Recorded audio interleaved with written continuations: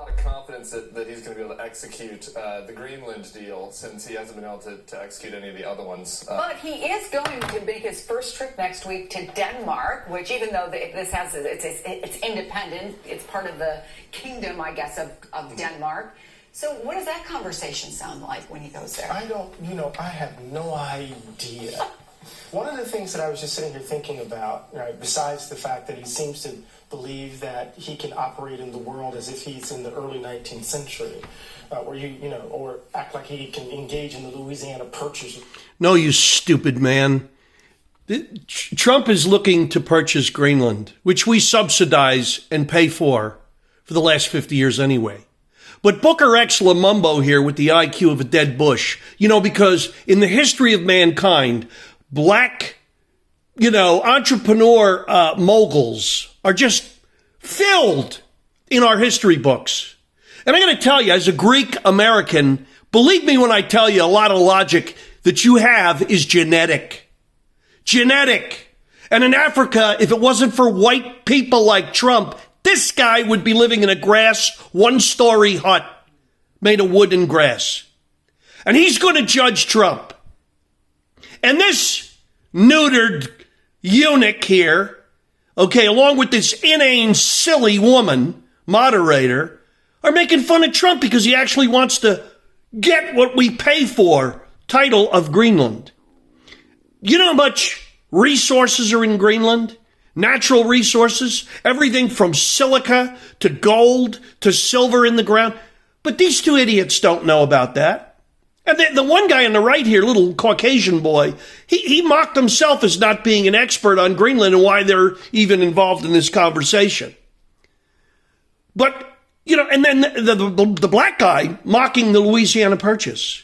One of the best investments any nation ever made. We took more square miles with a pocketbook and no bloodshed than was ever taken in all the wars in American history.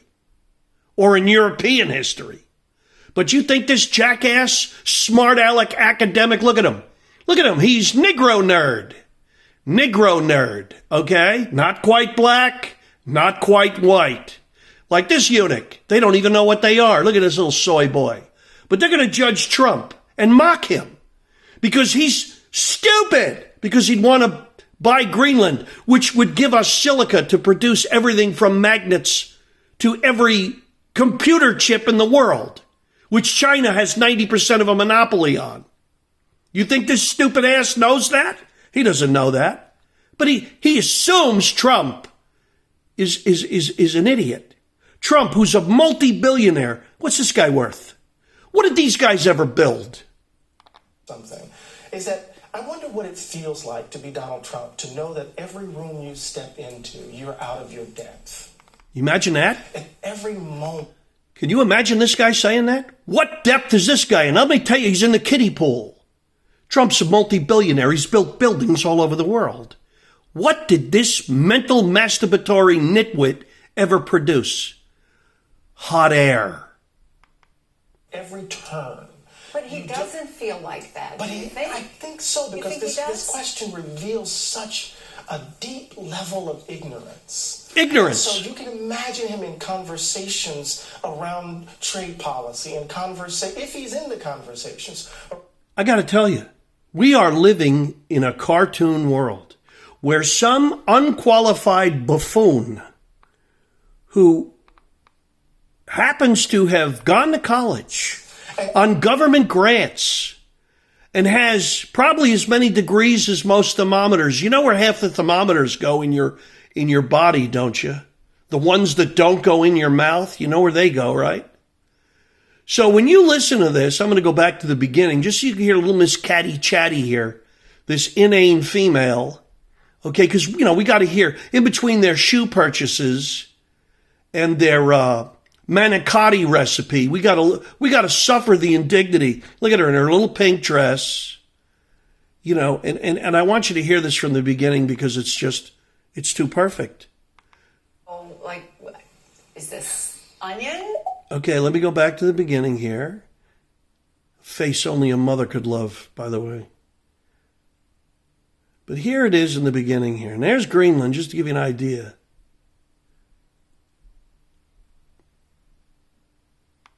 Offered to buy it for $100 million. Denmark declined. Joining me now, Eddie Cloud, Princeton University professor and MSNBC contributor, Tim Miller, former deputy communications director for the Republican National Committee. I'm just going to be honest here. I got up, it was about 4:30 in the morning, and I, went on to my little device here, and I saw it, and I didn't know, is this onion? Right. But Eddie and I are both grateful that you called us in for our Greenland expertise. See that?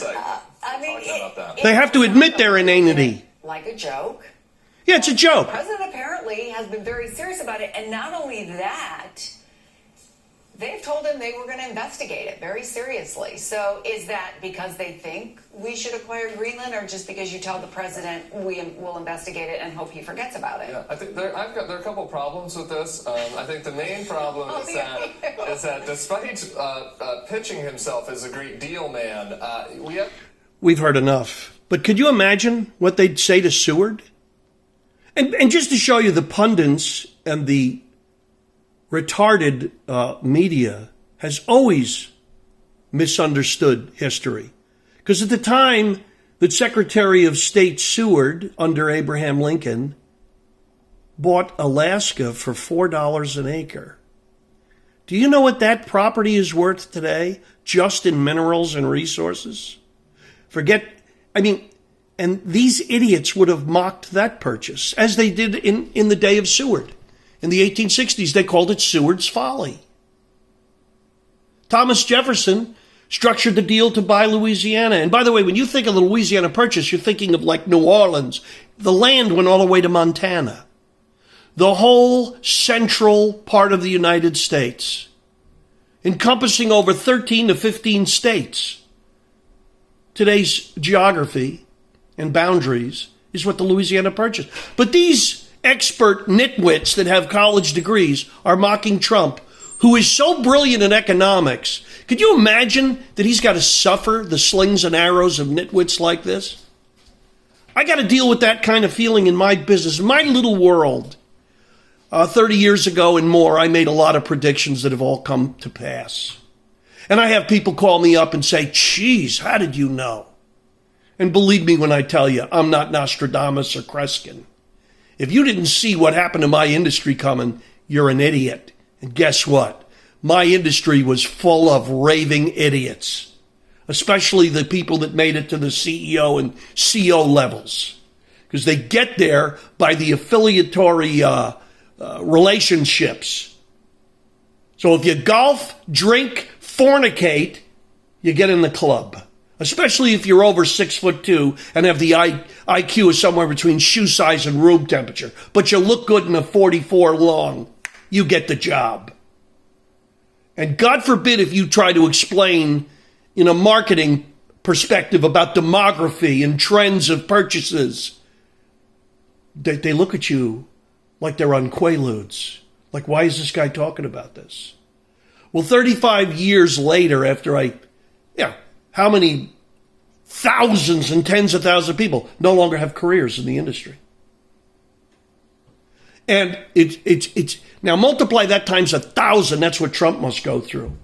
Walking in a room full of people who think politically about everything and know nothing about economics, nothing about demographics, nothing about purchasing trends or projections into the future.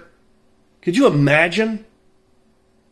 They're eunuchs in a whorehouse.